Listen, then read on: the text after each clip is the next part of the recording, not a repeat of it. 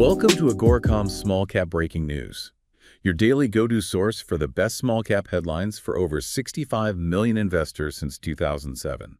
This is a special breaking news report hitting the wire right now. We're seeing quite a bit of action in the small cap space today. Absolutely. A lot of key updates coming through financials, drill results, definitely worth digging into for investors. Okay, let's get straight to the headlines. First, StrikePoint Gold, that's SKP on the venture. STKXF over-the-counter reporting strong near-surface gold intercepts in Nevada. Then Guanajuato Silver, GSVR, and GSVRF posting its third straight quarter of positive mine operating income, showing some real financial momentum there. We've also got a Cisco development ODV on both the NYSE and TSXV. They've put out an optimized feasibility study for their Caribou Gold project. Looks promising. And switching gears, High Tide HITI on NASDAQ and TSXV, 2LIA in Frankfurt, had a huge 420 weekend reporting big sales numbers. Finally, American Air's WII on the CSE, AAIRF on the OTCQB just posted record results for 2024 and gave some pretty strong guidance for 2025. Quite a mix. Let's maybe break down what really stands out in these releases, focusing on the numbers that investors might find compelling. Good idea.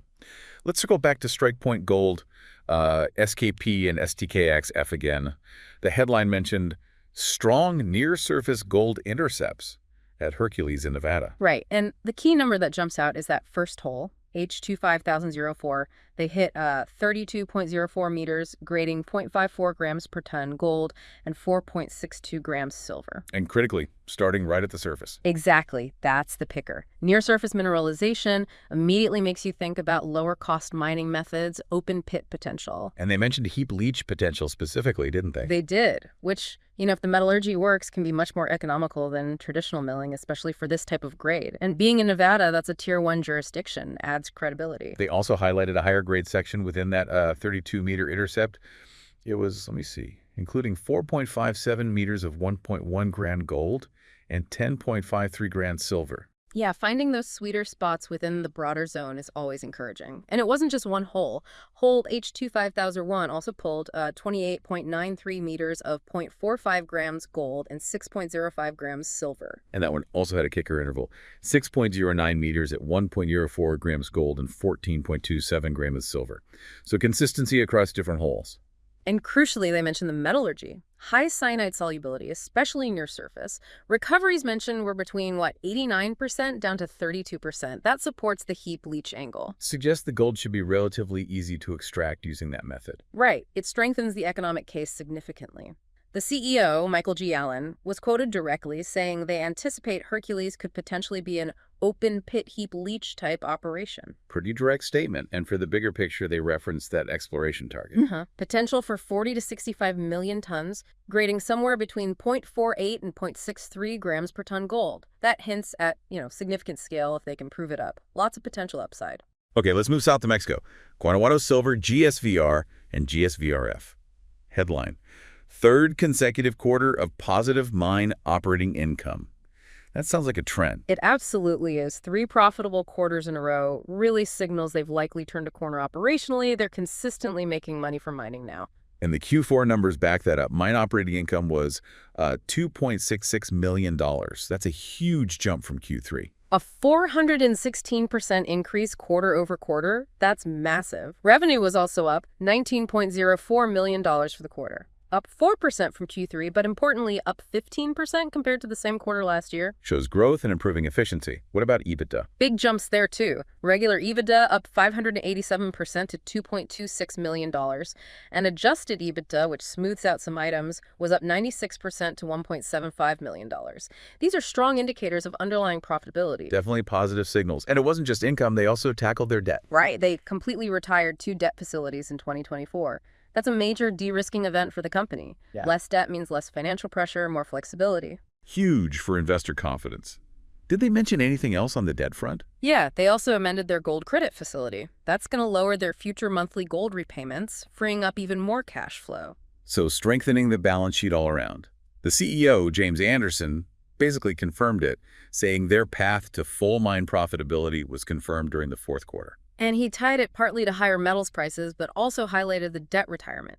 It's a combination of factors working in their favor. And looking at the full year, that cash flow number was impressive too. Yeah, a $12.6 million gain in mine operating cash flow for 2024 compared to a loss in 2023. That's a very significant turnaround. Shows they're generating real cash now. Okay, shifting back to Canada. Cisco Development, ODV on both exchanges, they put out that optimized feasibility study for Caribou Gold.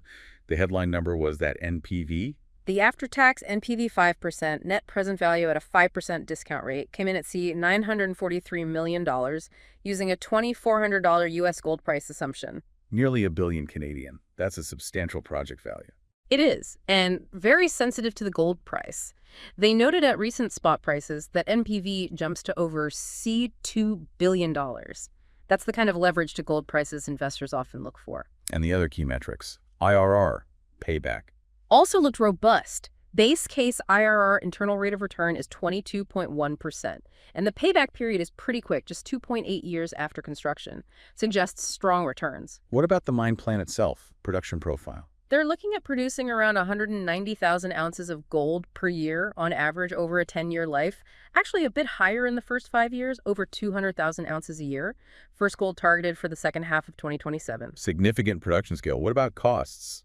AIC. All-in sustaining costs, projected at US $1,157 per ounce over the life of the mine. And total cash costs even lower at US $947 an ounce. So, pretty healthy margins at current gold prices. And they mentioned some operational improvements in this optimized study.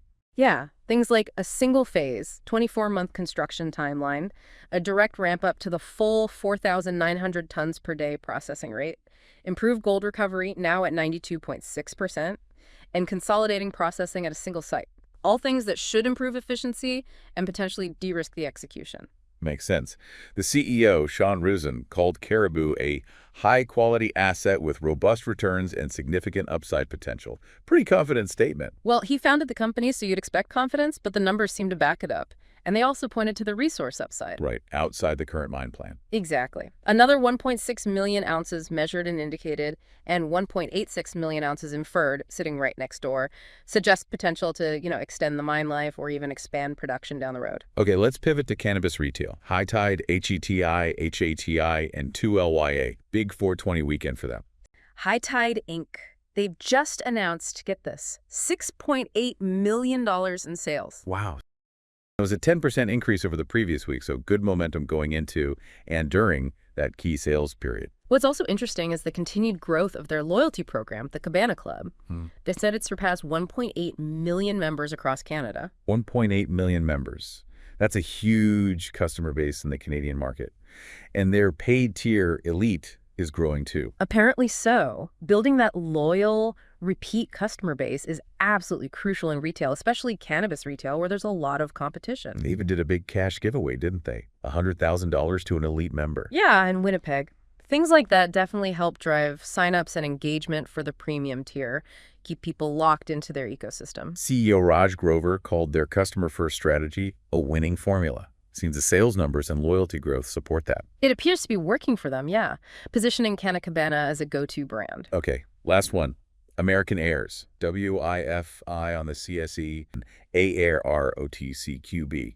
Headline, record 2024 results with $18 in annual sales. Big growth number there. Very big, up 73% year over year. That's aggressive growth in their EMF protection market. And the momentum seems to be accelerating. How so? Well, their Q4 revenues surged 130% compared to Q4 the previous year, hitting a record $8.6 million just in that quarter.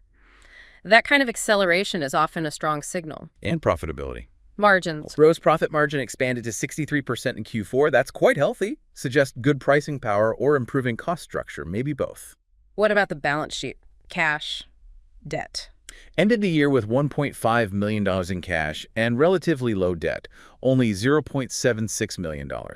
And they flipped to positive working capital, so financially they look pretty solid. And they gave guidance for 2025. They did, targeting $28 million to $32 million in sales for this year. So they're forecasting continued strong growth, aiming to potentially almost double again. That's ambitious.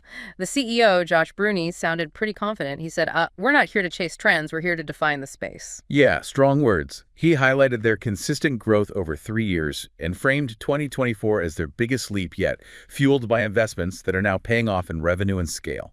Shows a clear long-term vision. So quite a lot to digest there. StrikePoint finding gold near surface in Nevada. Guanajuato Silver hitting profitability for 3 straight quarters and cutting debt.